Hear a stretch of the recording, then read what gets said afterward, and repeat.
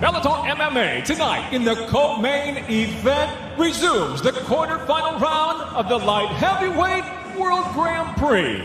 Set for 5 5-minute rounds live on Showtime. We introduce the blue corner.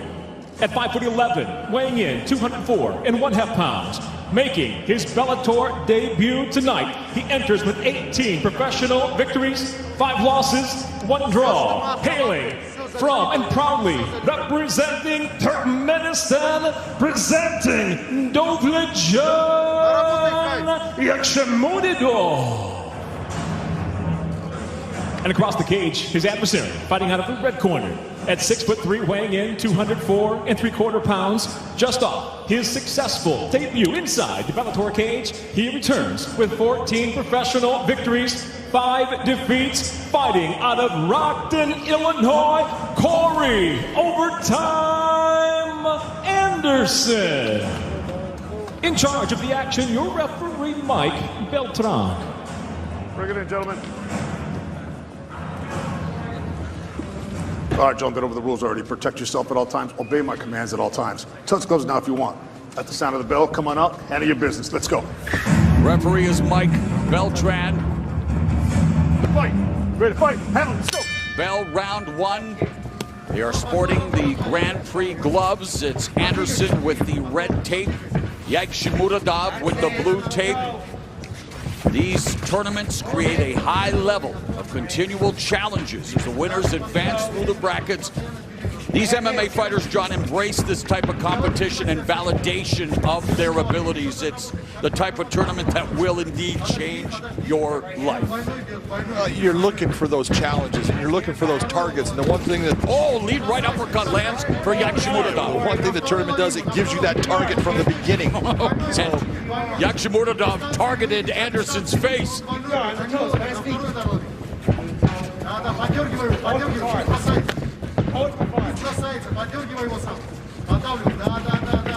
Nice.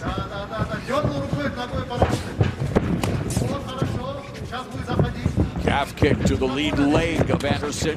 Enderson trying to return the favor. Minute gone in the first round. Again, the winner of this fight will meet Ryan Bader, who was with us tonight here at the Mohegan Sun Arena. He's just 10 on 10, Korri. Nice touch by Korri Anderson, just working at getting the range. Nice. You get a guy like Yagsymyradov who moves so much in the fight. You have to be able to be nice and calm and just wait for those moments where that comes into your range and you fire. Anderson has split a pair of fights with UFC light heavyweight champion Jan Blachowicz, and now wanting to become a Bellator MMA champion for the first time, but needs to get past Yagsymyradov here in the quarterfinals. Winner will face Bader in the semifinals, and then of course in our main event tonight, Vadim Nemkov, newly minted as the 205-pound champion, defending the title for the first time against Phil Davis, looking to become the first ever Bellator MMA 2-time light heavyweight champion. That's a rematch. Anderson back to the center of the cage. There's that right hand that Yagsymyradov will throw so often and so violently. That's what Korri has to be careful of. That's why Ryan Bader was talking. You got to move to your right because you want to be able to take some of the power off of that shot and make it have even more distance. And Anderson running out of space, looking for that takedown, defended well by Yagsymyradov along the fence. Midpoint of the first frame. This, as far as a tactic for Korri Anderson, is really smart because Korri does have a huge gas tank.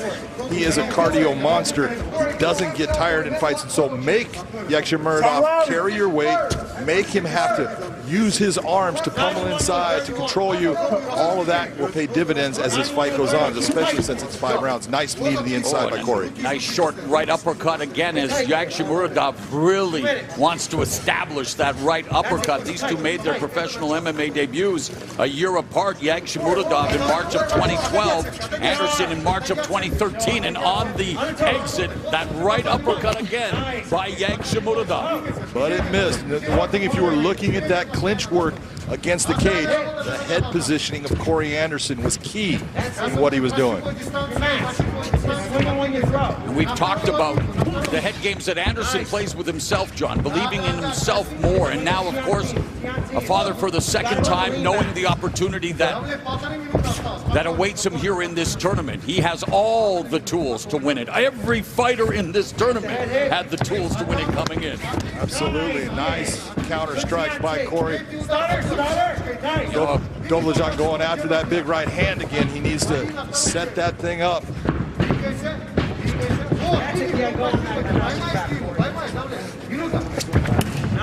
Under a minute remaining here in the opening round. Both of them going for the kick. High kick just missing for Enderson. That right there is exactly what you want to see from Korri. Straight jab right down, followed by a straight right cross. Just keep those shots clean, right down the middle. They're going to get there fast. Final 30 seconds of a tactical start again. High stakes. Collecting that all-important data. You can pick up on any tells that you may have studied on tape.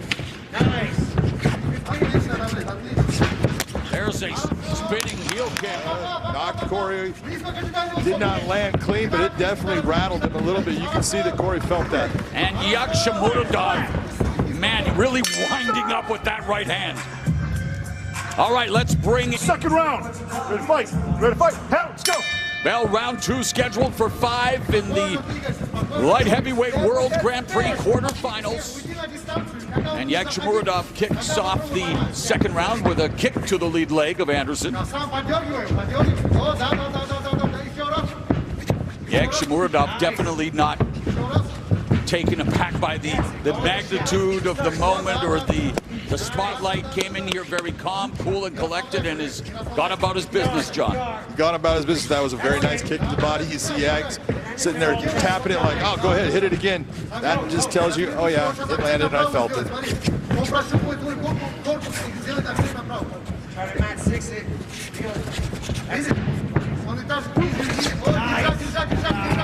Enderson looking to secure the takedown. The unofficial scorecard belongs to Big John McCarthy. Gave the opening round to Enderson, who's looking for the takedown. Well defended by Yagsymyradov. Very well defended. The reason for that 10-9 to Enderson is he landed the bigger shots during the round. Even though Yagsymyradov had probably the biggest shot with that kick, it was the volume that Enderson was able to put on it.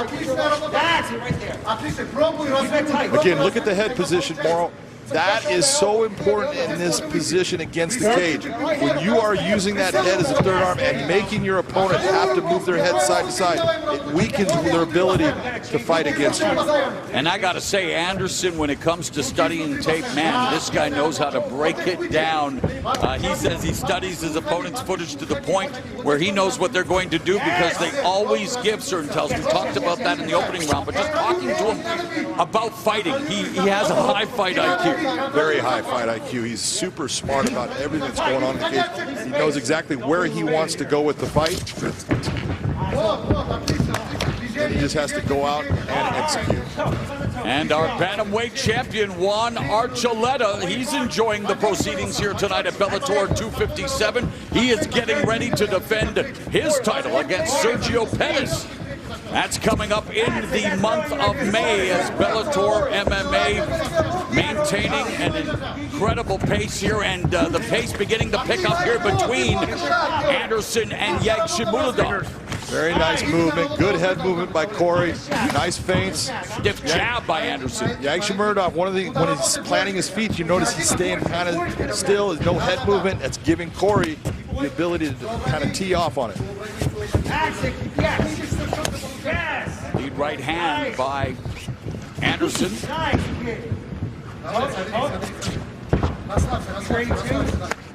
Oh. Behind the line, he's behind the line, here you go.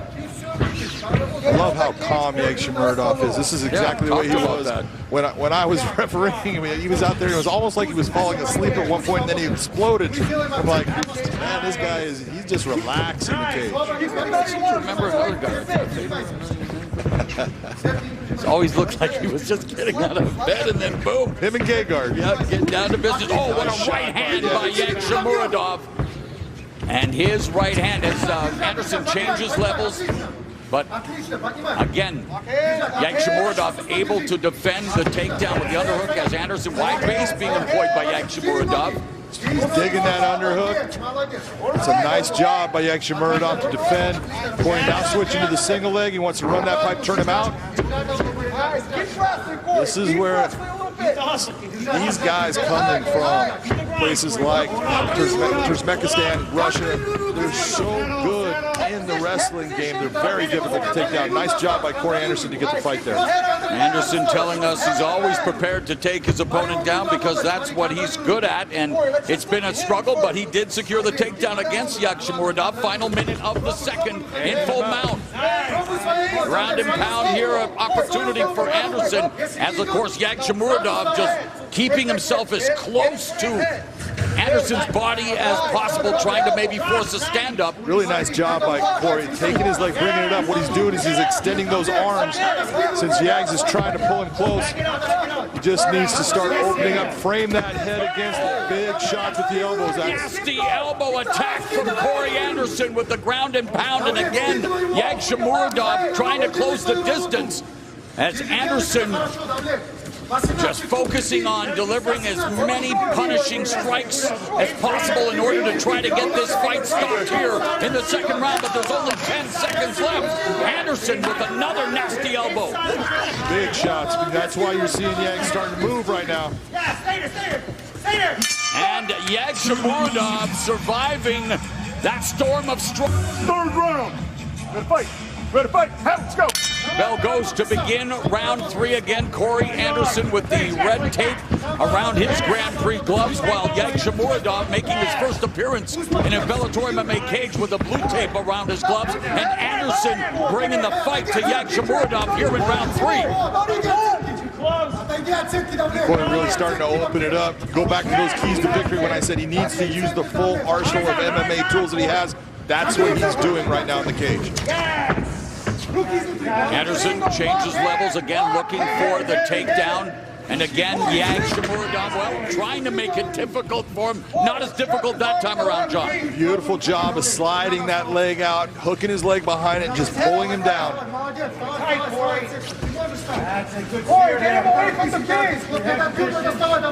This is what makes Korri Anderson so vicious when he gets people down. He has got great body positioning.